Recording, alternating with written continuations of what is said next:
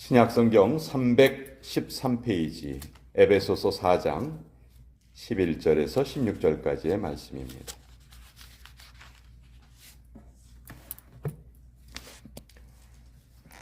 (313페이지) 에베소서 4장 11절에서 16절까지의 말씀, 우리 같이 하나님의 말씀을 읽겠습니다. 시작. 그가 어떤 사람은 사도로, 어떤 사람은 선지자로, 어떤 사람은 복음 전하는 자로, 어떤 사람은 목사와 교사로 삼으셨으니 이는 성도를 온전하게 하여 봉사의 일을 하게 하며 그리스도의 몸을 세우려 하심이라.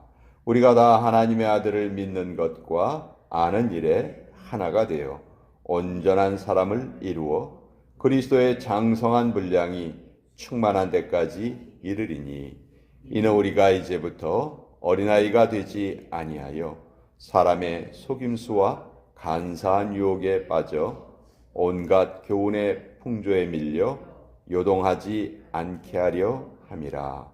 오직 사랑 안에서 참된 것을 하여 범사에 그에게까지 자랄지라. 그는 머리니 곧 그리스도라. 그에게서 온 몸이 각 마디를 통하여 도움을 받음으로 연결되고 결합되어 각 지체의 분량대로 역사하여 그 몸을 자라게 하며 사랑 안에서 스스로 세우느니라. 하나님의 말씀입니다. 아멘. 자, 이 에베소서는 바울이 남긴 서신서 중에서 가장 수준이 높은 서신이다. 그래서 서신서의 여왕이다, 그런 말도, 그런 별명도 있습니다. 특별히 에베소서는 교회가 무엇인가, 그 교회론을 공부하는 사람들은 꼭 참고하는 그런 서신서인데요. 예수님께서 우리를 세상의 빛이다, 세상의 소금이다, 그런 말씀을 하셨죠. 자, 교회를 우리가 이해할 때 어떻게 이해해야 할 것인가? 교회는 한마디로 부름받으신 성도들의 모임이다. 그것이 교회의, 성경에 알려주시는 교회의 참 뜻입니다. 우리가 보통 교회를 어떤 건물처럼 생각하기가 쉬운데, 물론 장소를 나타내는 의미로도 쓰이긴 하지만 성경의 첫 번째 의미는 장소적인 의미보다는 성도들의 모임이다. 그러니까 건물이 없어도 성도들이 모여 있으면 그것은 교회가 이미 형성된 것으로 우리가 알 수가 있는 것이죠. 또한 교회는 그런 성도들의 모임과 동시에 그 성도들이 예수 그리스도의 지체다, 이렇게 말씀하십니다. 즉, 예수 그리스도의 성도들이 모여서 무엇을 이루는 거냐 하면 예수님의 몸을 이루는 것이다. 그래서 교회는 예수님의 몸이다. 거기에 몸은 여러 지체가 있는 것을 나타내는 그런 의미죠. 그러니까 교회 안에는 각각의 은사에 따라서 하나님께서 부르신 사람들이 모여 있는 거예요.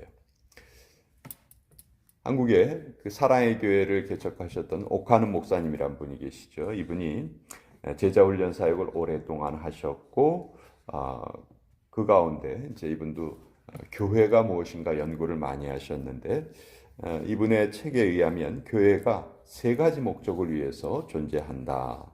첫째는 교회는 하나님을 위해서 존재한다.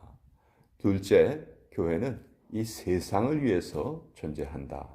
그리고 셋째는 교회는 교회 자체를 위해서 존재한다. 이런 글을 남긴 적이 있습니다. 오늘 그걸 좀 잠깐 소개시켜 드리려고 하는데요.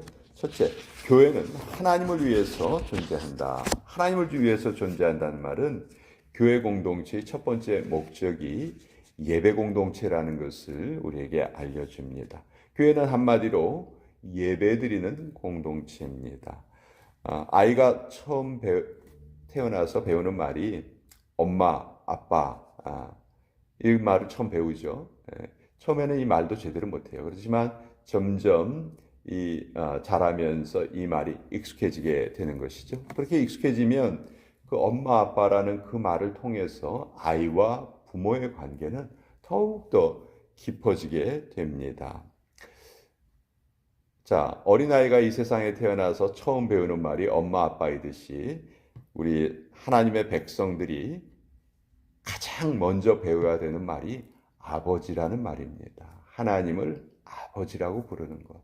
사실 이게 그 어느 것보다도 엄청난 깊은 의미가 있는 것인데 우리가 하나님을 아버지라고 부르는 것이 너무 그냥 익숙해져 있어가지고 거기에 대해서 어떤 그 감흥을 못 느끼는 것 같아요. 그것을 제대로 이해하지 못하고 그냥 아버지 아버지 그렇게 부르는 것 같은데 하나님을 아버지라고 부를 수 있다는 것만큼 큰 은혜가 없다. 오늘 우리가 이 세상에서 모든 것을 다 빼앗긴다 할지라도 하나님을 아버지라고 부를 수 있는 그 한 가지만 붙잡을 수 있다면 그는 이 세상에서 가장 복된 사람이다. 우리가 그렇게 말할 수 있겠죠.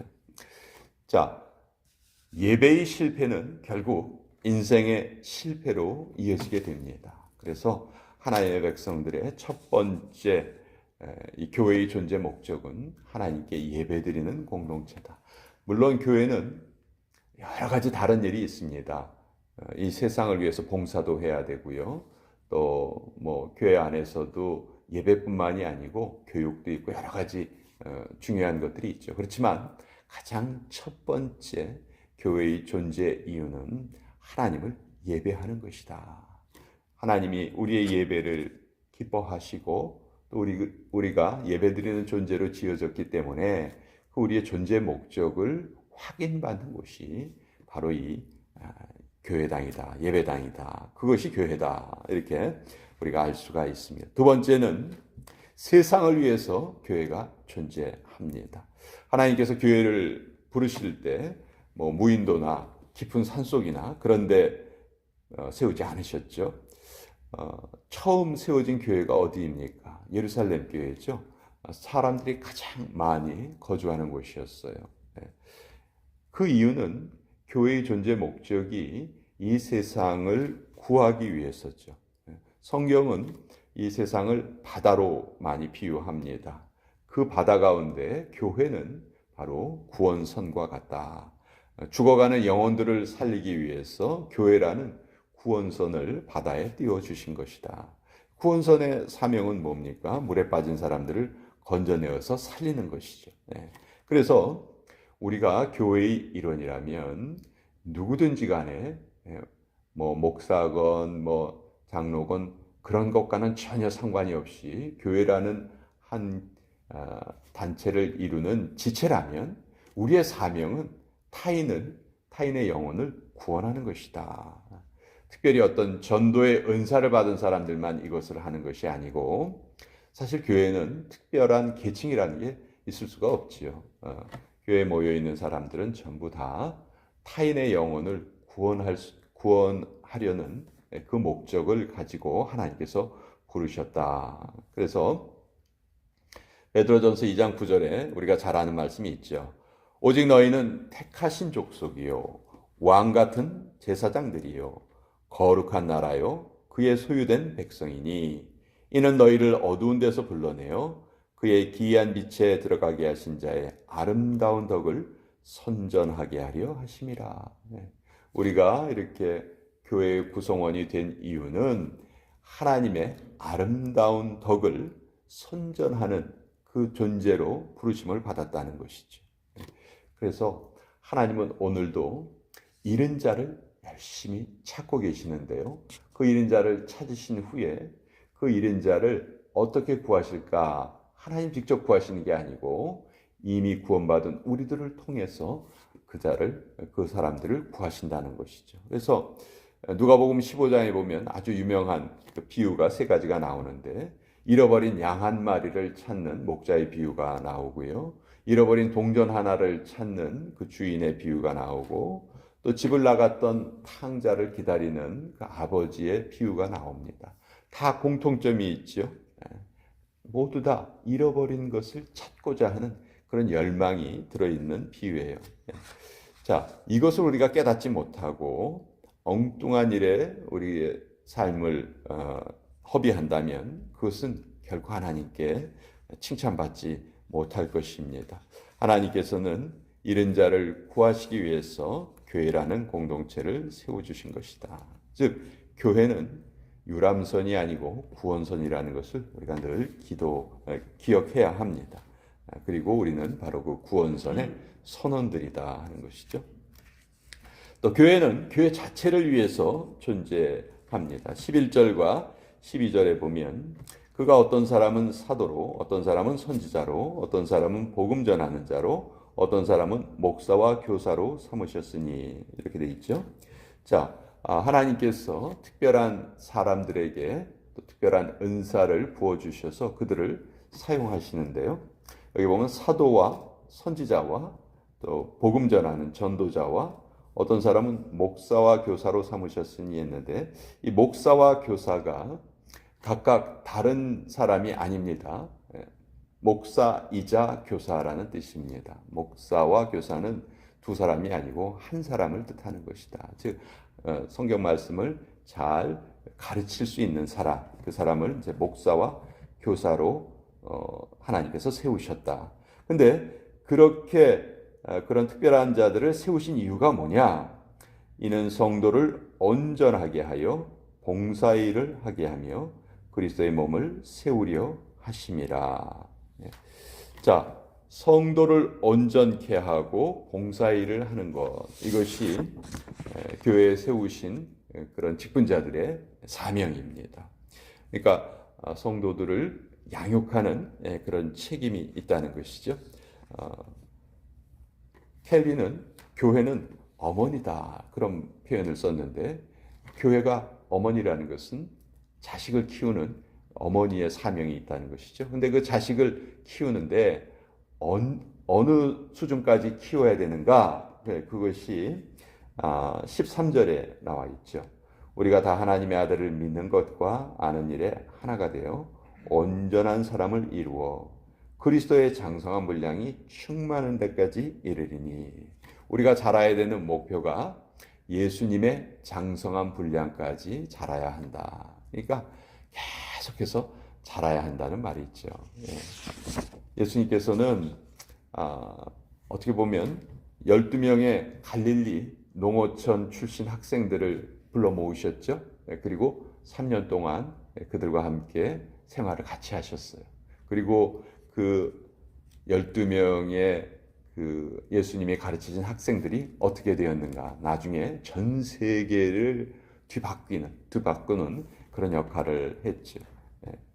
기독교를 그렇게 박해했던 로마가 나중에는 기독교를 국교로 삼는 그런 변화가 일어났습니다. 이런 변화가 어떻게 일어났는가? 처음에 조그맣게 시작된 그 복음의 씨앗이 계속해서 자라갔기 때문이죠. 어떻게 자랄 수 있었는가? 먼저 하나님의 감동으로 성령의 충만함을 받은 사람들이 계속 그것을 전했던 거예요. 목숨을 두려워하지 않고 계속 전해서 그런 결과가 이루어졌다. 우리말 가운데 배워서 남주냐 뭐 그런 말이 있죠. 이거 아주 성경적인 말입니다. 배워서 남줘야 됩니다. 우리 성도들이 부지런히 배워야 돼요. 하나님의 말씀 배워야 되고 또 그것을 전할 수 있어야 합니다. 우리가 하나님의 말씀을 모르고서는 하나님의 말씀을 제대로 전할 수가 없어요. 그래서 오늘날 성도들이 교회가 힘을 잃었다고 많은 사람들이 얘기하는데 그것은 우리 성도들이 하나님의 말씀을 배우는데 좀 소홀해지지 않았는가. 더 열심히 하나님의 말씀을 붙들고 그걸 가지고 씨름을 해야 하는데 그것이 좀 약해진 것 아닌가 그런 생각을 하게 됩니다. 자, 세 가지 목적을 말씀드렸는데 교회는 하나님을 위해서 또 이 세상을 위해서 또 교회 자체를 위해서 존재한다. 그러나 이 세 가지가 서로 각각 따로 있는 것이 아니죠. 독립적인 것이 아니고 다 연결되어 있습니다. 우리는 예배 공동체입니다. 정말 예배에 성공하는 그런 한 사람 한 사람이 우리가 되어야 될 것이고요. 우리 교회는 구원선이고 등대와 같은 역할을 한다. 그래서 주변에 예수님을 모르는 자들에게 꼭 우리가 예수님을 전하는 그런 사명을 우리는 가지고 있다. 또한 교회는 훈련소와 같다. 우리 이 안에 모여 있는 우리 성도님들에게는 계속해서 하나님의 말씀을 배우고 훈련하는 훈련소다. 그래서 이것이 성경이 우리에게 알려주시는 교회란 무엇인가에 대한 사도 바울의 에베소서를 통해서 우리가 알 수 있게 된 그런 교훈이었습니다. 우리가 이 교회의 일원이 된 것이 얼마나 영광스럽고 감사한 일인지 모릅니다. 우리가 그것을 잘 깨닫고 또 우리의 남은 생애를 함께 살아갔으면 좋겠습니다.